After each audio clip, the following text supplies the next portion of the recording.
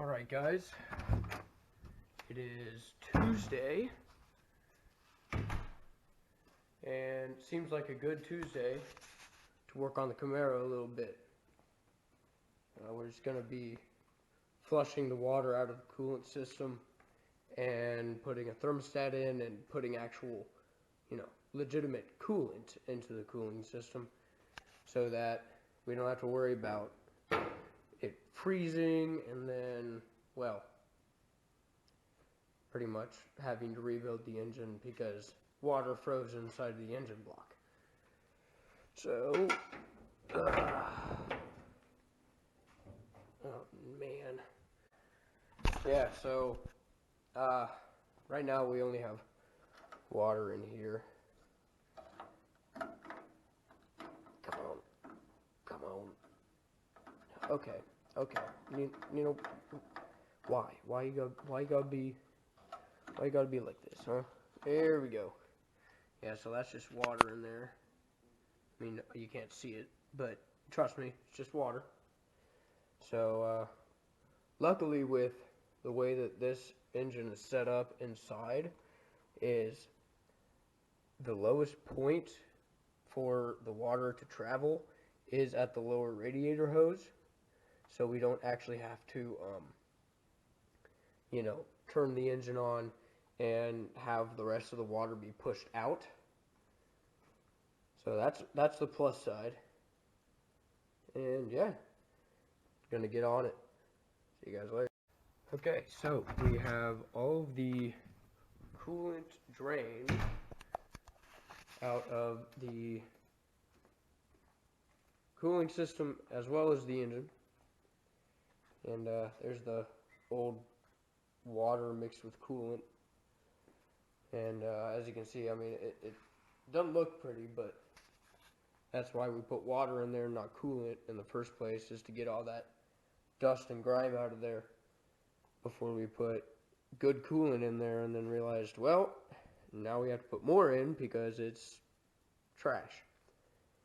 So just send an order for the thermostat, gasket, another gallon of antifreeze because we have one all the way over there that's already mixed.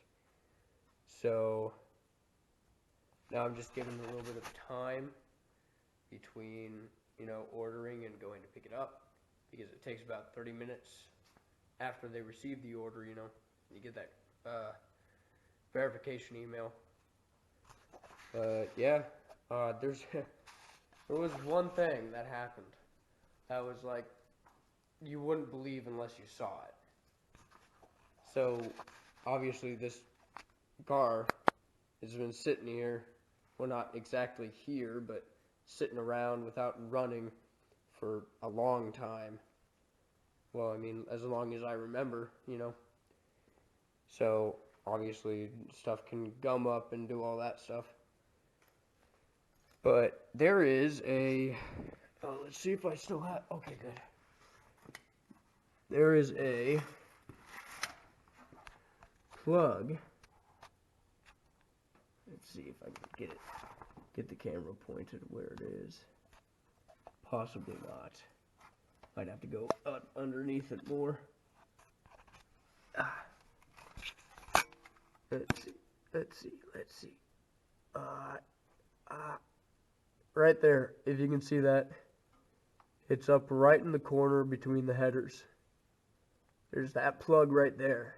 And that plug is to drain the rest of the coolant out of the engine. Well, all the coolant out of the engine. So I was taking it out, unscrewing it, and I was like, going pretty slow towards the end because I was sure, like, oh, coolant's gonna be rushing out of here. And then I get to the bottom and I take it out, and there's no coolant coming out. So this is where I'm saying you won't believe it unless it happened to you. There was stuff, like, I don't know what it was. It was probably just some gunk that got up into the bottom of the block where the coolant is, and it sat up against the plug and wouldn't let the coolant rush out. And I was like, wow, that's impressive. So I got the pick out. You know, I was jamming the pick into the hole, trying to get this gunk out of the way. Got it out of the way, and there came the fluid. And I was like, okay, at least we're not dealing with some other problem that, you know, coolant wasn't getting into the engine or something like that. So that made me feel better. Got the rest of the coolant out. And yeah, now we are where we are. I mean, it's already 8 o'clock, so I'll probably be out here for another hour or so. Just, you know, getting the thermostat in, putting the coolant in, making sure it actually gets circulated correctly, and all that business. But yeah, fun stuff. Fun stuff. Good old Camaro. Got all the parts and all the fluids. We also got some windshield washer fluid and some PB blaster. Just, well, because we decided we're already getting this stuff, why not get some more stuff with it that we needed. So, yeah, now we just gotta take out the gooseneck, which is that bad boy right there. And then, before I put the thermostat in, I have to fill up with the already mixed, which is on the other side of the box, into the block. So, because, well, if we put the thermostat on and hooked it all up and then filled it through here, you wouldn't get any antifreeze into the block before the engine hit running temperature at 180, which would open up the thermostat, and that's not what you want. So yeah, I'm gonna get after that and keep you guys updated. I have the gooseneck off, obviously. Got the old gasket off, which is this right here. Obviously, very trashed. That's why you always replace your gaskets and clean off your gasket area. That will go back on there right there after I fill up the block with some antifreeze, and then put the thermostat in with the gasket, and then pop, put the 2 bolts that are over there back on, tighten them up to torque, tighten up the actual hose up to the goose, and then we can continue filling on the radiator side. So I've put about a gallon of antifreeze through the block, which then, I mean, you're not going to be able to see it, but it filled up, or started to fill up the radiator, which is good. That means that it traveled all the way through the block and lower radiator hose into the radiator. So now what we got to do is the thermostat, which I have sitting right here, and obviously it doesn't go in there like that, but you know what I mean. And then gooseneck, gooseneck after the gasket, and then connect it back up, and then I can actually fill through the fill nozzle right there. That on there like that.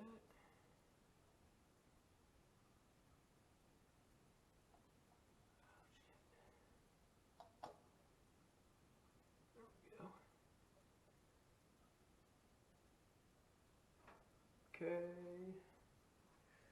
gooseneck, grab the bolts probably, that'd be a smart thing to do.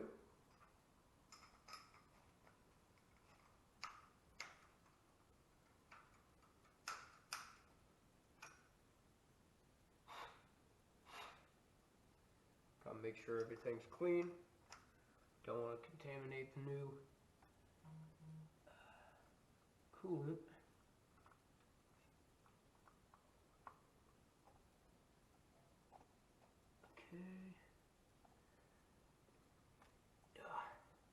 This line going into the carburetor is kind of in the way a little bit.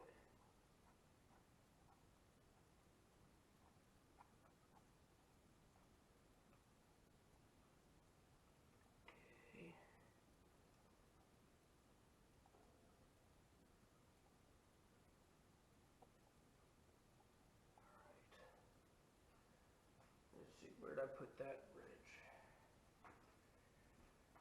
Over here. Okay, check it on.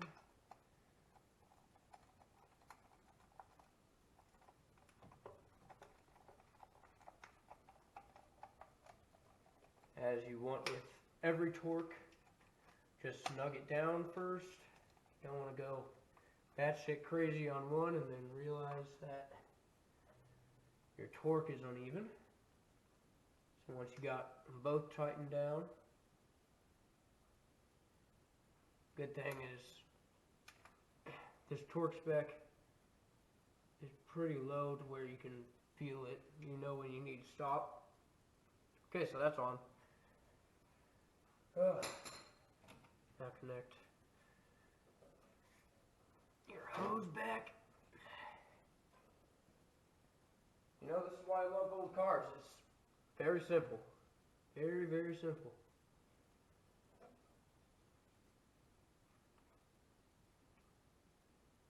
Okay, that's on. Now we should be able to mix the full strength that I have right here. This bad boy right here. Mix it in between this one and this one. That will give us 2 extra gallons of 50/50, which is what you want to use, and should be able to finish up filling it. Now we have 2.5 gallons in total in between the engine and the actual radiator, and that's what it calls for. And yeah, you still can't see it. Let me see if you can see it with the shop light on. Yeah, it's right on up at the top. So obviously right now it's 9:53. So in consideration of the neighbors, we will not be starting it up and getting it to temp until tomorrow. And then once we get it to temp, we'll see where the fluid level is and top it off from there. Once it, runs through the engine completely. And yeah. So catch you guys up tomorrow. It's a little bit cloudy, a little bit rainy today, but earlier it was actually pretty nice. So we went ahead and threw a heat cycle on the Camaro, and it actually, so we put a 180 degree thermostat in, and I kid you not, the Camaro did not go over 180 degrees once on that drive. And it was a pretty decent drive. Like I went around the block twice, and then I went down 123rd. So yeah, I mean, I was pretty impressed. I better undo this actually, because for some reason the battery was weak and we had to jump it. But anyway, yeah, so it did really good. And might as well check this. Come on. There we go. Oh yeah, that's a good level right there.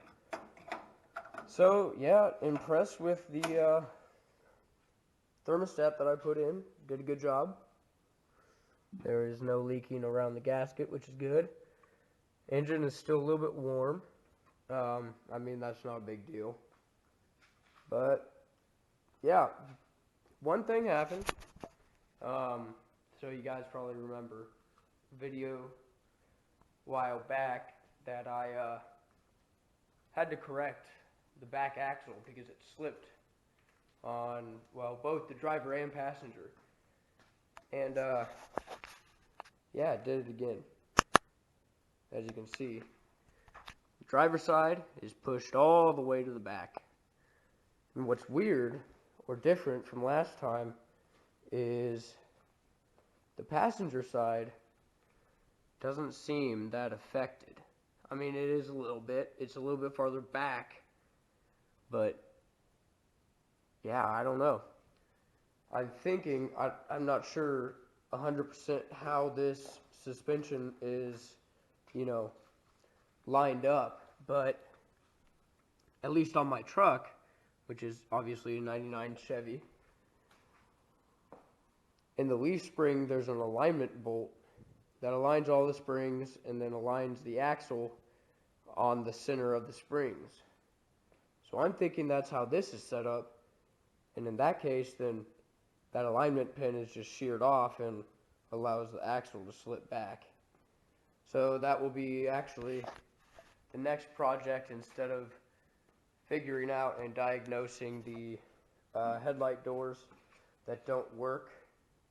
I mean, I know that on the driver's side here where it's, you know, jiggling up and down, whereas you can see on the passenger side it sits up nice and pretty, not all that much movement. I know that this motor on this side is loose. I know that much. I know you can just kind of take out these bolts here and get it out, which I will do, but not at the moment because, I mean, the headlights still work. It's just kind of a hassle to get in here and, you know, open them manually. You know, it'd be nice if it was automatic again, but we'll figure that out. I still got to adjust the dwell and timing on the points, but my dad's dwell meter is not working properly, so probably gonna have to find a new one of those and do that at some other point. But I mean, it runs fine. It's just, you know, it's not the happiest at times. But now that we got coolant in and a thermostat in, and the engine heats up better and quicker, it actually does like to idle more. It's kind of high idle right now because there's improper dwell, and then once we fix the dwell, we can bring the idle back down to the happy medium around, like, you know, 800, 600 RPM and call it good there. And then, I mean, from there, it's pretty much visual stuff. Engine runs fine, so I don't see a problem with it the way it is. I mean, if I wanted it to be a show car, or if I want it to be a show car in the future, I'll do that. But right now, it's just it's a fun car to get out and drive on a good day, and, you know, kind of brings it back. I think that's going to do it for this video. So if you enjoyed, make sure you hit that like. If you want to keep seeing my videos, you know, subscribe to my channel so they pop up in your feed. And I'll see you in the next one. Peace.